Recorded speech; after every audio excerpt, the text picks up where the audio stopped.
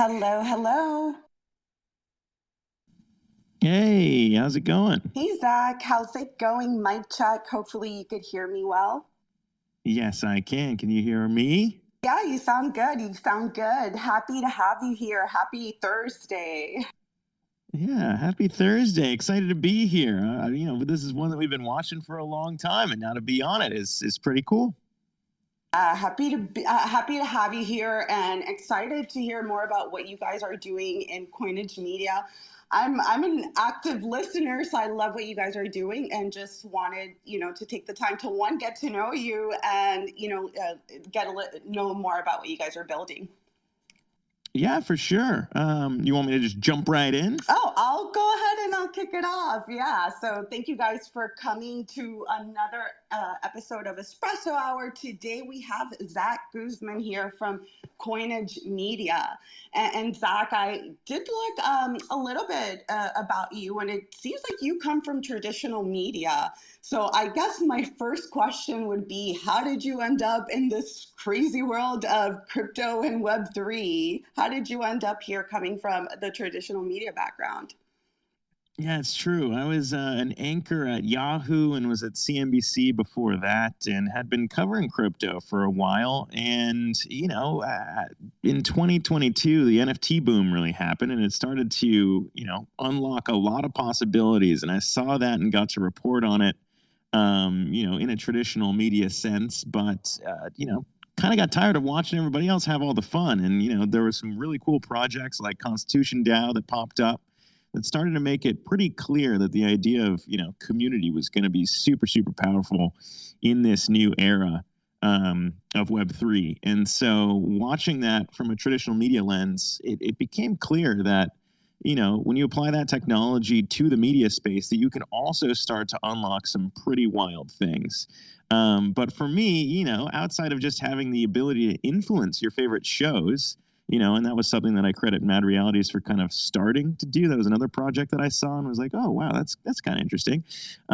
They had a reality dating TV show where people could vote in on kind of what happened, but the step that really got me interested was the idea of co-ownership, like true co-ownership in a show, and the ability to not just weigh in on what that show does, but also to own the upside. And that's what we're trying to unlock with Coinage, the idea of, all right, you join a show, you weigh in on what it does, but you also stand to benefit in the upside as it continues to grow an audience. If that show gets picked up, Yuga Labs has been pioneering what you control as an NFT holder when it comes to IP.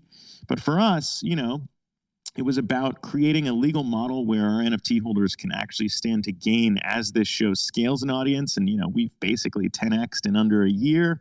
The idea of what happens to that show as it scales, and, an interesting way to break down the wall between a content creator, or me in this case, and the audience and everybody else that's been able to help build Coinage into what it is today. So it's been a really fun experiment and something that I do not think would ever get greenlit. And I can certainly say, from my experience, ideas like these do not get greenlit in the traditional media walls. No, I completely agree with that. And even in like the past couple of years, 2 or 3 years, we've seen that shift of people looking for news or information in other sources that are not the traditional media, even outside of, crypto and Web3. So it's cool to see what you're building. I was cracking up actually when I was looking at your website, because, and we'll talk about that later. You're like, if you want to vote me out, the community could. Like, that was just hilarious to see that on there. It's true. Yeah, no, I mean, we've already had a couple votes that really do get into, what our NFT holders want to do, and that is certainly one of them. Is this is community owned, community controlled. If I'm not doing my job as a host, or if God forbid I do something that the community doesn't like, then yeah, I mean, I think that's something that we've seen in traditional media that doesn't really happen. And the interests for companies like these, like NBC or whatever, if someone messes up, sometimes they're kind of caught because they've invested so much in a host. But if the community owns those decisions, I think you actually get more healthy outcomes. You kind of avoid having too much power in anyone's seat. You avoid those, unfortunate scenarios where someone abuses that kind of power. So it's honestly a pretty healthy check. And I put that in place, and our community, has held me and kept me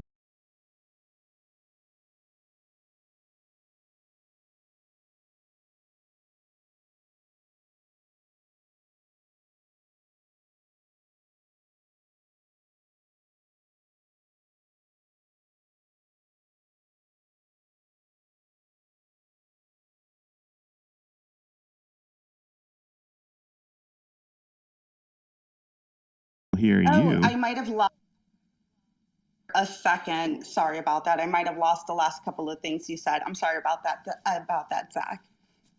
Oh, no, it's all good. I mean, basically, what I was saying was, we've already had a few votes in our community where NFT holders are able to weigh in on, not just what we do, but as I need to take a break, who the guest host would be. And Jess, I mean, I wish that we would have lined this up sooner because we could have thrown you in on this too. But the idea of, having everybody weigh in on these things, I think helps makes us a much better and stronger show than if it was just, kind of one person doing everything they wanted to do. And honestly, that kind of makes things more trusted as well, right? Because it's not just one person's take. There's a lot of biased questions in traditional media today, but if you have a community of experts, and we do certainly have a lot of experts in our community, John Wu from Ava Labs, as well as other Web3 founders from across the ecosystem, the idea of decentralizing what is true and what we should be covering, I think, is a pretty powerful thing. And with our votes thus far, it's been really interesting because even the things that I've wanted to do, including put Doge into our treasury, have not necessarily passed. So I think it's pretty clear I'm not the one running this thing. And, it's been fun to see the other ideas our community has. No, I think that's a great point. I'm going to switch over to this account. Seem to be having some technical difficulties. But like when I first learned about you guys, it was actually a very controversial interview. It was the first interview with Do Kwon after the Luna collapse. So, knowing that like crypto and the communities are very tribal, it's, my coin versus your coin. I'm sure although you got great reactions, I'm sure you also received, backlash for that. Maybe people not wanting to hear with them. So when you are driving like a community-based media, how do you find that balance? Or are we really letting the community decide whether to go forward with these types of interviews? Yeah, that was a pretty eye-opening experience because, I think that, the main thing there being there's a lot of distrust in crypto in general. And I think there's a lot of reasons to that. There's a lot of, influencers or whatever that might be out there that might be pumping their own bags. There's a lot of people who own a lot of a certain chain and they say ours is the best one.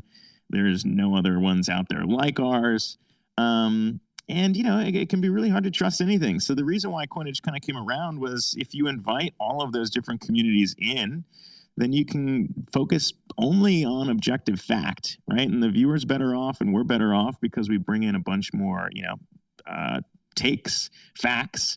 You avoid the echo chamber that I think often happens as well in a lot of NFT communities where, you speak or raise up any issues and you're cast aside as just someone who's spreading FUD. It's not necessarily even unique to crypto, right? We see that in politics today. It's like, oh, depending on what color tie you're wearing, I can't listen to what you're saying on any given policy. So, the whole idea here is really bringing people together. And again, it makes the product better, makes the show better, but then it also, I think, benefits our NFT holders as well. Because if we're able to put on a better show, we can attract better sponsors and it all grows from there. So it's really all about aligning those interests. But you're right. The other key piece is really opening up those relationships because the Do Kwon story was one that put us on the map. It did almost 1 million views when we dropped the trailer. And, that was a story that I had been covering personally as a journalist. So I had met Do Kwon before and had that relationship being able to, line up that interview. But the idea of a decentralized show is we've already seen a few of our NFT holders have been able to get us much better guests, find us stories that we would have never thought to cover. And, that's kind of what this is all about is decentralizing those relationships, unlocking those network effects. I didn't really know Solana, but we had Anatoly Yakovenko come in because a lot of people were saying, look, you got to talk to him. Solana's all the rage last year. And so, it's been opening new doors. And I think that's, again, something that is really unique about Web3 media is once you give up that kind of access and control and say, all of our NFT holders help us build a better show, it really does start to create some really powerful things and open new doors that just one company or one host really can't do. Completely agree with that. Yeah. And yeah, that was definitely a great interview, very controversial at that time, obviously, because, there was a lot of people that were going through a lot of things. But I think, if we want to be unbiased and hear all sides of the story, like we need to hear everybody's side of the story. But yeah, thank you for sharing that insight. It's great to know the backstory behind that. So let's talk a little bit more about where you guys are in the Coinage Media story right now. So where are you guys as far as the roadmap and building out the community and project? Yeah, this has been kind of the most fun, honestly, right? So we started this last year, like you said. The Terra exclusive, our interview with Do Kwon was the first thing that really put us on the map. And that was great, did very well. And the idea that unlocked was, all right, how do we want to release this thing first? Because, he hadn't spoken to anybody and we wanted to put that out there. But we didn't want to charge for it. So again, going back to the idea of how do you scale a show from scratch? How do you start from scratch if you have no studio backing you? There is no HBO who was producing all this. It's literally just a small team. So the idea was, all right, let's put it on our site and start with a free NFT. That way we'll be able to identify who is most interested in our content. Let's make that NFT free. So we had, with that one episode, about 6,000 people probably mint a free NFT back then to watch the first episode. And that was cool because it revealed in a Web3 way who was going to be most interested in our content. And so we started there. And then we built out more episodes after and, started to establish Coinage as a brand that was able to dig into, the bigger picture stories. I think a lot of people cover headlines, but getting into the more nuance and details of some of these projects and how they fit into the bigger picture was always where Coinage really wanted to be. And, we've built that out now. And then we realized, it's probably good to also have a better site that can suck in other big news that not just us, but everyone else is covering and provide a little bit more context. So we've expanded to that now as a Web3 Media community-owned outlet. And now, like you said earlier, now in the roadmap, it's, okay, we've essentially decentralized enough to where our NFT holders can tell us what stories we should be chasing. Again, before it was, all right, we've got a small writer's room. We'll be able to figure out what stories we're interested in. But now that we've been able to bring in a little bit, probably closer to about 7,000 almost NFT holders through what we've been able to build thus far. And now, again, we've opened this up this week. So right now at Coinage.media, anyone listening can go there and mint our free tier. It was free. Now it's not free anymore. You can mint to co-own and weigh in on what we should be covering. And as we've scaled, that's where we're at now, right? So we've gotten large enough. Our audience is large enough to where we can chase these stories that people want to know more about. In our Discord, people have been throwing ideas out there, and we've been producing more and more episodes, writing more and more articles about what this stuff, what the big picture is, fact checking with them as well. And so that's where we want to go with this. And in the future, right, as we've sucked in more interesting people, including the co-founder of Netflix, by the way, one of the ideas is, all right, we've established the brand. Now what can we do with it? And that's really where this next wave, next week we'll be dropping our Caucus NFTs, which is, a higher price tier, but that's the one that allows people to join the DAO, join the cooperative. And the key piece, Jess, when we were thinking about doing this legally, and this is, maybe where we can go into next, is the idea of, all right, what can we actually offer? And, a lot of NFT projects have the DAO component. They have things set up that way, but you really don't own anything, right? You buy this thing, your money goes into the DAO, and you're essentially seeding the thing, but you don't own any upside if the thing gets bought, sold, or if it scales, other than, the value of your NFT, which is great. But for us, what we wanted to do in a legal way was figure out a way to unlock dividends, to actually, if the show makes money through sponsorships or whatever else, an ability to give money back to our NFT holders. So it's a mix of, a Kickstarter model plus a cooperative model, which is why we registered in Colorado. We wanted to be here in the US. We wanted to do this in the right way. And that's what we're excited about next, because once we drop that next week, which again, if you own a Coinage NFT right now, you can mint next week at an early and discounted price. And that'll allow us to finally build out the cooperative in the way we want to. And then we'll see where the show scales from there. But again, those people will be able to earn dividends as we grow the show. That's awesome. I did not know that. So that's great to see. And it's going to be interesting to see how that all works out and how it works out for both you and for the community holders. You mentioned something earlier that I did want to touch on. Like, obviously, crypto moves 10 times faster than, regular financial markets, 24/7, no sleep, and you're building up a team. So how do you keep up with everything that's going on in the crypto space? I know I personally have a challenge keeping up with, to take 2 days off in crypto. It's like a year in IRL life. Yeah, no, it's absolutely true. And it's something that kind of, again, working at Yahoo, it wasn't exactly an area of focus for Yahoo when I was there. When I was at CNBC, it certainly wasn't a focus for them either. Right. And I feel like a lot of financial traditional media outlets don't really care about crypto. In fact, it's kind of anti to what they're all about, right? And we saw anyone who's ever been in crypto has seen kind of the takes from a Wall Street Journal or from traditional crypto outlets up until maybe this year, but it's generally not very friendly. It generally doesn't cover all the details or nuance of what's really going on. And in fact, at my old jobs, every time I would bring up a crypto story, I get laughed out of the room, right? So it's not exactly something that they care about or care to tell the truth about. And so, for us at Coinage, we wanted to be the outlet that would be kind of the voice for the people. It's to, voice of people who are building in the space, voice of people who have bought these projects, voice of people who know what's going on. And, for me, that's been what's been exciting too, because it used to be me just in a room by myself at these old outlets trying to figure out what we should cover or who we should have on. And, I had an interest in stable coins. So that's kind of why I focused so much on Terra. And it was one of the most, quickly growing projects. But now as we move past that, it's back to NFTs. It's back to all these other things. So we have a bunch of people in our Discord throwing out ideas.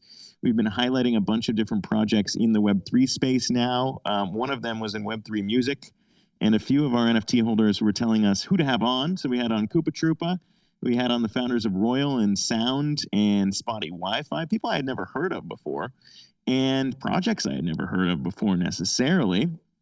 But we had them on because our NFT holders said, these are the people you got to talk to. And so they opened the doors, we had them on. And so it's the same thing for sourcing stories, right? As we move forward, a bigger community equals better stories. And it helps them too as we grow this and hopefully are able to add sponsors in the very near future. But that's essentially where we're at. But I agree, it's impossible to keep up on all this stuff. And I've aged 82 years in the last 6 months, covering all of it and trying to stay up on it, and it's impossible. So that's also why we rearranged Coinage.media, our homepage. If you go there right now, it has essentially crowdsourced headlines that people think are important to pay attention to. So it sucks in a bunch from around the ecosystem, so you don't have to go searching for all this stuff. And hopefully keeps everybody abreast of the big stories in crypto, which is pretty much what Coinage is all about. No, I think that's an interesting take, using the community in the same way that I do. Like, I have a lot of friends that are interested in different things in the space. And if I have a question on something and I don't have, the time to keep up with everything, I know there's somebody in the community that I can reach out to and maybe has that insight that I haven't been able to get on a specific topic or so forth. I did have another question. So aside from the community being able to, vote on specific topics and things like that, are there other ways that the community can actually participate in the creation process? Are you building the team from within the community? Could you talk maybe a little bit more about the creation process? Yeah, so we partnered with Charmverse. So one of the big questions, and there are certainly we're not the only ones in terms of community collaboration on a creative front. One of the other big projects was Jenkins developed from Tally Labs, and they are building out their own tool. There's Charmverse, where all your NFT holders can come together and start to see what you're working on. So the process, is all about bringing together research notes, bringing together scripts, again, figuring out what guests we should be speaking to. And so we've centralized that for any of our NFT holders to unlock it on our Charmverse, which is linked to on our site and in our Discord, to have a centralized place to start building all this stuff, right? Because you can't really do that on Google Docs. There was no real good way to figure that scripting process out or the creative process out. But again, as a DAO, as a media DAO, what I'm super excited about is where this goes when we want to build together. And what that even looks like, right? So last year, we actually had an episode about Decentraland and the metaverse. And we rebuilt my shitty New York City apartments because I lived in some real shitholes, turns out, Jess. And one of them, had a decrepit kitchen and cockroaches and mice. And so we paid an architect to rebuild that apartment in Decentraland. We bought a plot of land, and the Coinage DAO owns that plot of land now, unfortunately, or fortunately, depending on where you look at it. And so they own our shitty metaverse apartment. And, that unlocks a whole new thing where it's like, okay, we're covering the news, but we're also a Web3 outlet who gets to own some of these digital assets. The community can weigh in on what we should be building, not just what we should be saying on the show or who we should be having on, but what we want to do with these things too, right? That's where the Treasury vote came from as well. We're an ETH project, so our Treasury right now is 100% ETH. What we want to do with that, I had the idea of throwing in Doge because Elon Musk was really pumping it with the Twitter thing a couple weeks ago. And, that vote didn't pass. But the idea of where this goes is not just really being a show so much as it is, what do we want to do as a DAO in the space covering the story of crypto and Web3? And so it's not entirely unclear. I don't have a clear answer, to be honest, for you in terms of what it looks like or what it unlocks. But the collaborative process has been really cool to see people, suggest ideas. For our last episode, digging into Gary Gensler and what the SEC has been doing, one of our members, Jeff, had an idea of, rather than just critiquing Gensler and saying, look, he's bad and he's doing a bad job, what if we built a tool that could allow our viewers to contact their congressman or woman to say, look, crypto has not been given a fair shot in Congress and the SEC is not doing a great job of policing it. So here's what I think. Using AI, another one of our members built this tool to let people send an automated email to their representative in Congress. And that was really cool because it was, again, something we would not have been able to do by ourselves. It was an idea that we didn't even come up with by ourselves. So shout out to Jeff and Seals in the community for doing that one because, I thought it was a really cool collaborative effort of how do we make the show better? How do we actually do something as a voice in this space? And how do we really channel that energy into something positive? And so, I don't know, that was a really cool one to see. And I hope we can do more of that as we bring more and more people into the Coinage ecosystem. Wow, that's awesome. Yeah, never underestimate the power of community, because everybody has some secret skill that you never know about. And one thing that I found is that the people in Web3 are always willing to help if it's for, a good cause. But I think one thing that I wanted to touch on, which obviously with, the community voting and all those things, it does bring a level of transparency. But you mentioned you were going to do the show, you were going to focus on, we hate Gary Gensler. Obviously, sometimes as crypto natives, we have biases as well, right? We see mainstream media reporting something out in crypto and we're like, oh, this is completely wrong, even though some of it might be partially correct. So how do we find that balance in removing our biases and being able to provide a balanced conversation for both crypto and non-crypto users? Yeah, that's a really good point. That's one thing where even internally, right, when we were getting off the ground, the idea of if we're only saying Coinage is a pro crypto outlet, would anyone who hasn't thus far entered into the space believe anything we say, right? And that's kind of, I think, maybe some of the problems of a lot of crypto media out there, which are, fully owned by, mostly crypto billionaires, because everyone sees those publications and says, oh, they're really just trying to pump their overall crypto bags. And so that's something that we want to be pretty protective of. We don't want to necessarily only come out always on the pro crypto side, but I think generally if you have a bunch of people who have bought something in crypto or Web3 native, you're probably going to get that. And I think that's fine. But I think generally, to your point, focusing on, the objective truths of pointing out maybe anytime there is potentially a negative aspect to a positive story, that's totally fair. And, I think journalistically, we've been able to live up to that. And I think you're right. I think it's pretty tough to walk that line of, getting the good with the bad, because nothing's ever 100% one way or the other. And so that's where, again, I think, having a community that is able to weigh in on all this stuff. Once you get into the nitty gritty, once you're really getting deep beyond just okay, what does Bitcoin unlock? And, again, I give a lot of credit to our NFT holders because even I, right, as a traditional media guy and traditional media journalist, I've been seeing maybe some of the conspiracy theories around the banking collapse and the banking crisis, and originally was like, this probably sounds like a conspiracy theory. Surely the government wouldn't be trying to misrepresent the facts of what's happening with Silicon Valley Bank and everything else that's gone down. But the more you looked at it, the more you realized, oh wow, like this actually is being misrepresented. And shout out to Caitlin Long, who we've had on the show a few times, and she was one of the ones calling this out and saying the government is not telling the truth. And so I think that's part of the tricky part is, you can have people who think crypto is bad and government good, or you can have people thinking the reverse, but it's never 100% only one thing. And so really our jobs is to, again, focus in on the truth, take in all of our community members' takes. But it is tricky. I mean, eventually, when you're dealing with something that might be black or white, it's hard. And I think really at the end of the day, the main thing is, as long as we're living up to our community standards and what our NFT holders want, and we listen to everybody, then I think, that's generally, again, the best way to align interests, to land just only on objective fact. Completely agree. Yeah, because at the end of the day, there's so much tribalism in this space. My coin versus your coin, and some people will just refuse the facts flat out. Those are all great points. Recently, like this week, we saw Tucker Carlson, huge anchor, leaving a huge platform to come to Twitter.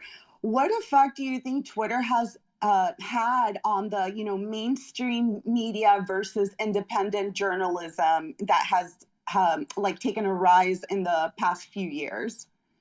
Yeah, I think that's a great question, because the idea of, citizen journalism, as it's being called on Twitter, I'm a huge proponent of. I think it's great. Anyone should have a microphone. I think there's a lot of stories that would never get told inside the walls of traditional media outlets. And I saw that firsthand, right? I wanted to do Coinage. I wanted to do a show, a crypto show back in 2018, and got called the fuck up by a manager, and the idea of crypto's not real, crypto's a scam.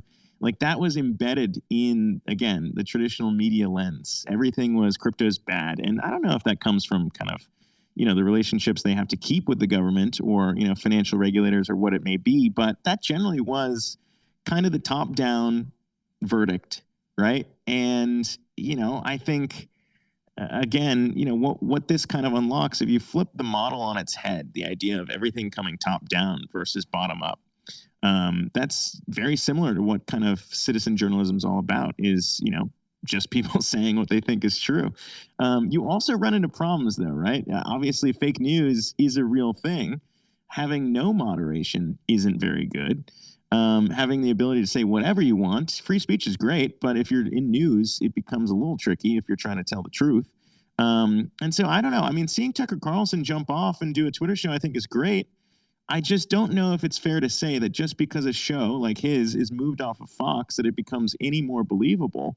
And so, again, what we're trying to do is, how do you build something that objectively, because it's owned by the community, can say that it's true because it's gone through fact checking, it's gone through everyone's conflicts of bias, it's gone through all this stuff, to where, you're left with a community who cares about the truth being told, because that's what our NFT holders have joined this mission for, to tell the true story of what's going on in crypto. And so I think it's cool. I think it's really cool to see Tucker. And again, I've seen my issues. I've seen it's true. Stories get killed all the time. You can't always trust everything coming from one outlet or the other. And I think why that is because the media models are set up that way, right? Why does Fox News appeal to one audience? Why does CNN appeal to another? It's because they're trying to sell ads and they're trying to not lose viewers. And it sets up a race to the bottom where that becomes the main goal. But if you flip that on its head and you build a Web3 enabled model like ours, where you have NFT holders who are saying, look, here's what I want. I want this show to be truthful, which is what our NFT holders have been telling us, or they want it to be entertaining. To be honest, who knows? Maybe we pivot and it becomes something entirely different as this decentralizes. That's fine, because again, everyone's interests are aligned in building the best show possible because they own it and they stand to benefit from the dividends that the show could earn in the future, so long as they're active community members. And so I think that's great. I think that's really how you solve a lot of this. No disrespect to anyone who's, cheering citizen journalism on Twitter, but if you're trying to ensure that what you're saying is true and that's the main thing, then, I don't know if that's, Tucker Carlson moving his show onto Twitter is necessarily changing all that much. But I think, it's fun to see more experiments, and it's fun to see, us. We're not really on one platform. We got a YouTube channel. We're on Twitter. We're kind of everywhere, similar to your show.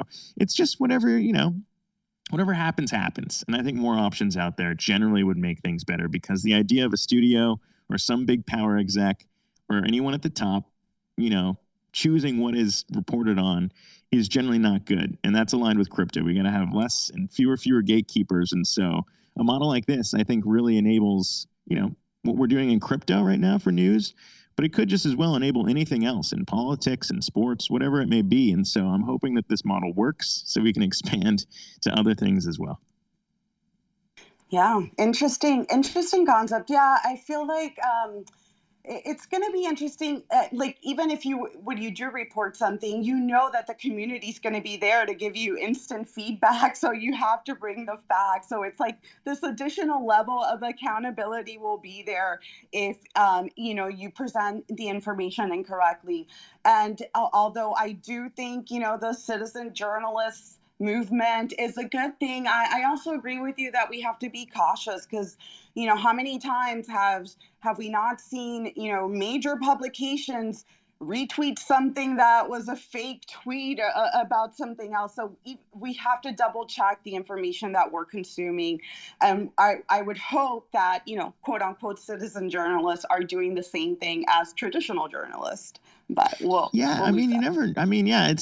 you do that and you're a journalist and you're employed to tell the truth and you don't, or you make a mistake like that, you get fired. On Twitter, if you do that, you might get a community note, worst case scenario, or you might gain more followers depending on what you're sharing, and I think we've certainly seen that. So it's never easy to tell what's true and what's not. That's the other thing. And so letting that up to the community, I think, is the best way to really unlock some of that. Agree. And AI is not going to make any of this easier to tell what's real or not, but we'll touch on that in a second. I do see or go ahead if you want to chime in on AI. No, I think that's definitely true. The AI piece probably throws a bunch of wrenches into this as well, which again is why I think, being a Web3 native publication, we've been experimenting a lot with a bunch of those services like Favor and Lens and whatever else. I think that's another huge thing, when you can verify that something's coming, directly from the source that you're talking about, or all that stuff. Deep fakes as well. It's all pretty wild. Completely agree. I do see we have Jane and Crypt King up here. Jane, welcome. Did you have a question or comment? Yeah, for sure. I just want to pop up and say, hey, thanks for hosting this space. You guys are regularly hosting spaces, and I kind of drift in here on my alts, wanting to here, once in a while. And I was hearing such like this great mic, and I was like, who is this? Oh yeah, there. You see the heart sign? There's Coinage. I feel slightly offended that you have a better mic than the host. I'm thinking like maybe you should ask permission next time or something, or actually sponsor the host of the show before you just barge in with your mic. Stuck in Twitter limbo right now, so I had to come on this account. Yeah, no, it's just, Coinage, be a little more considerate next time. But thanks for hosting the space, and I love it. I just wanted to give a shout out, and everybody else that's listening, make sure you subscribe to the host, sure you subscribe to Jess, and make sure you send messages to Coinage saying they should send the host a better mic. But thanks. Hey, open an invite, Jess, to shoot this in our studio, by the way, next time you're in New York. There is a fire alarm going off here, too, though, so I don't know how great my audio is anymore, but no, that's kind of what we want to do. Anyone who's building in New York, by the way, our studio's in Brooklyn. Happy to share mics with anybody at all. We had a few people in here. I think Lens is rolling through. We want to help everybody in the Web3 space grow their own things too. So I hear that, and I'm going to mute myself so you don't hear the fire alarm anymore. No worries. Yeah. That's the one thing about Twitter, always unpredictable. But thankfully, I got a backup phone, and, we make things happen. What's up, Crypt King? Welcome. Hey, welcome. Thanks for having me. And definitely shout out to Coinage. I've been also coming in here and getting that good information. A lot of times it's hard to separate the fact from the fiction in this space, and there's a lot of hype, and at the end of the day, this is basically, positive Web 2 business practices that were, connected with technology. And now we have a good way to be closer to each other and spread some good knowledge. So yeah, I appreciate y'all for having me, and better mics for the host. Yeah, definitely my mic is not that great this morning as well. But yeah, it's good to connect with y'all, and it's definitely good to be up here because I look for the positive around the blockchain. I think it's there if you look hard enough, and definitely I find it in here as well. Thanks so much for coming up. I appreciate your insight. I know you're also building a media company. Any thoughts about community-owned media versus traditional medias? Yeah, I mean, I definitely, what Coinage is doing has definitely sparked up some ideas in my head as well, because democratically, being able to, like you said, get instant feedback, as well as having to be able to have the onus of answering to the community as well. You never know when your time is up, so you're always having to, in a way, bring value, which I think is great as well. So yeah, I mean, DAOs, kind of are, a thing of the future. So this is beautiful what's going on. So yeah, I definitely, it sparked something in me that is gonna definitely make me think more about that avenue. Hey, if we're sparking things in people, Jess, I think we're doing our jobs up here with the mics. But I do think, yeah, that's one of the things, right? I don't know how many NFT projects. I know there's a few others that have been trying to unlock the idea of true ownership. And again, shout out to kind of the push from Yuga for kind of drawing a line somewhere in terms of what people actually own. I think, as the space evolves and certainly everyone has regulatory questions and things like that. But I don't know. I see a lot of NFT projects that basically take in money when they are minting, or faking volumes or anything when they first get off the ground to bring attention. But that was partially why when we were building this, our idea was to raise first. You see a lot of projects go the other way, where they sell NFTs, they bring a lot of people in, but then they raise money on the other side, and then VCs own what really has been built and not the people who bought into the project. And so, I don't know, for us, that's why we spent months working with lawyers to kind of set up this structure to where, okay, the people who are actually buying into Coinage are members. It's a cooperative that way. So, that model's been around in the US for years. REI is a cooperative. The idea there being, if you're helping us build this thing and you're active in our community, then yeah, you should be entitled to some of the things we're unlocking and the things we're building, and patronage dividends, as they're called, as we get this off the ground. So again, the models are there. I think it's been a tricky thing for everyone to figure out, but hopefully as we move forward, true ownership can become the gold standard, and what other NFT projects make sure that they're implementing. Yeah, I think access to opportunity is huge too, as far as value form as well. So like access to opportunity, access to true education, access to maybe the way to really treat your startup or your business at the start. Because a lot of times I think people are coming into this industry and it takes them a while to understand really and get their feet underneath them. And a lot of times you're kind of backtracking on things you should have did before. So if you have access to that, that's huge. So yeah, opportunity, education is a big form of value, in my opinion. Completely agree. And yeah, and the last thing, I know we touched a little bit about it, but obviously with it being a community driven project, there is that additional level of transparency. But even myself, like, I lost a lot of trust even in the crypto native media after the whole FTX fiasco. You found out your favorite crypto platform was actually getting paid by, FTX and things like that. And they just weren't transparent about that. And even me, as being an influencer, being transparent about sponsorships and things like that is important to the community. Are those types of things going to be open and available for the community to know when certain things are sponsored and so forth? Yeah, 100%. I think that's incredibly important to your point on who's really owning these things. And I think that was also kind of, again, misaligned incentives when it comes to influencers who may have been paid by a Celsius, by a BlockFi, by an FTX, whoever it may be, that, in that crazy run up was just legitimately basically pay every, YouTuber to promote something that inherently I think a lot of people knew obviously wasn't transparent. But then B, if it's not transparent, you don't know how shaky it really is, right? How overexposed are some of these people? At that point, they're no better or worse than banks, at least in terms of transparency, right? And so that was one of the things that when we were building this became pretty clear, right? If something is sponsored, we're considering bringing them in. We definitely want community feedback when it comes to that idea.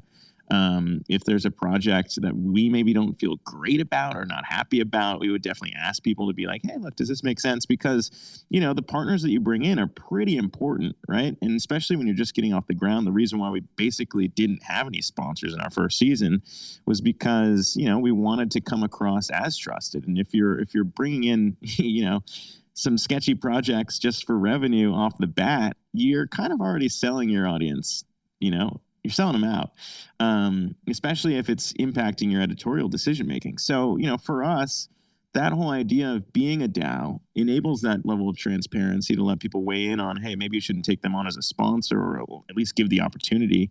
And then again, on the back end, being pretty clear about what is or what is not sponsored, and who those people are. And again, it goes back to, I think, aligning those interests, because if you're just a general or casual reader or watcher of anything that does have sponsors, you might not care. You definitely wouldn't have any input. But that idea, as we move forward, I think, again, if you actually own something, right? If your future value is impacted by the decisions on a sponsorship, right? And you're not just subscribing to some YouTuber who's saying, hey, you should put your money in Celsius, it's never going to die. I think you would be more incentivized to raise your hand and say, you shouldn't be maybe taking money from that particular company because they're not great and it makes you look not great. And so, again, I think that's a part of this and aligning interests both between the viewer, when you break down that wall and they're not just viewers anymore, they're legitimate stewards of Coinage, then it becomes pretty important and they should be compensated for that. So again, I think this is a different way to go about it, but you're absolutely right. I think, we certainly saw that in 2022. I lost trust in a lot of people as well. I'm still going to wait on what happens to my money in BlockFi, and I don't think anything good's going to happen there. So I obviously don't want to repeat a lot of the mistakes I think we saw, and I think that this structure generally, I think, protects against some of that. Yeah, last year was definitely a rough year for everybody in crypto. We didn't know who to trust, but it's glad to see communities like this and media outlets like this being built. So before we wrap it up, what's next? What do you want to leave us with? Obviously, we know the mint is going on. I put up the pinned tweet to the top, but what's next for Coinage, short term and long term? Yeah, thank you, first of all, Jess, for hosting all these spaces, because I think, again, it's always really hard to trust things in crypto. We learned that. So having spaces like yours, I think, is super helpful for everybody who's just trying to learn. And what's next for us is I also got to thank you for tweeting out last week when we were getting our base tier off the ground for people to mint at half price. Right now at Coinage.media, everybody can mint one and get one to send to a friend. And then next week, if you have a subscriber NFT already, one of our NFTs, you can mint at nearly half price next week when we drop our co-ownership tier. The Caucus Pass is going to be dropping on Monday. The ability to co-own what we're doing. And again, join the co-op, join the DAO, and open yourself up to dividends as we get this off the ground, as Coinage scales an audience. So that's really what's next for us. And of course, if you haven't joined the Discord or anyone curious about our project, you can go to Coinage.media to learn more. And that's where we're excited, Jess, because that's where I think this whole project gets a lot better. And it becomes, again, the whole purpose is to tell stories, better stories that show the real world of crypto, not just what you hear on TV or the news, but what's really going on and what really matters. And maybe, just maybe, I forgot who came up here and was talking about some of that alpha, but if we can learn some of that alpha and share with the community, I think we all win in that. And so it's exciting to see where this goes, but I appreciate you having us on, and I appreciate you doing what you do to kind of, again, help teach everybody out there what's really going on, because you're absolutely right. For too long, I think crypto has been a game of, some are winning, some are losing, and generally it's it's a zero-sum game. But I hope that as we can, educate and grow this thing, that more and more people can win just in the idea of scaling a show that's out there to teach people about what's really going on and how to navigate this space. Love it. Love it. Yeah. Thank you so much, Zack, for, spending your afternoon here with us. We appreciate it. It was great to get to know more about you and about what you guys are building. Everybody, make sure to give Zack a follow. He is in the audience. Make sure to follow Coinage Media. They have great spaces. You guys host spaces daily, or like I see We you guys on host the them. timeline all the time. Yeah, we do a Monday news recap where everybody's able to weigh in on the stories we should be talking about or what people should hear. We do Tuesday, Thursday interviews. And then we put out a new episode every week on our YouTube page and on coinage.media as well. And again, it's all about trying to find those big stories in crypto and projects that everybody, hopefully, who's in the audience right now, honestly, projects you're interested in. If there's an NFT project, if there's something that you think needs coverage, needs explaining, that's what we want to dig into. So it's really all about people have bags to pump. Go ahead and pump them with us because we want to dig into some of those things and see where the real value is. And so, yeah, so that's generally how we do it. We try and do some interviews and some spaces, and then our YouTube and videos on our site as well. A very well-rounded information. But yeah, thanks again for coming. Thank you to all the speakers and all the listeners. And we'll catch you around the timeline. I'm sure I'll see you in one of your spaces. Appreciate your time again, Zack. Yeah, thanks, Jess. Appreciate you hosting. And hopefully, again, if you're in New York or a studio out here, so anybody listening, you, Jess, we're happy to share the mic. I think that's important. But thank you again for having us on. Really appreciate it. Thanks, Zack. Everybody have a great day.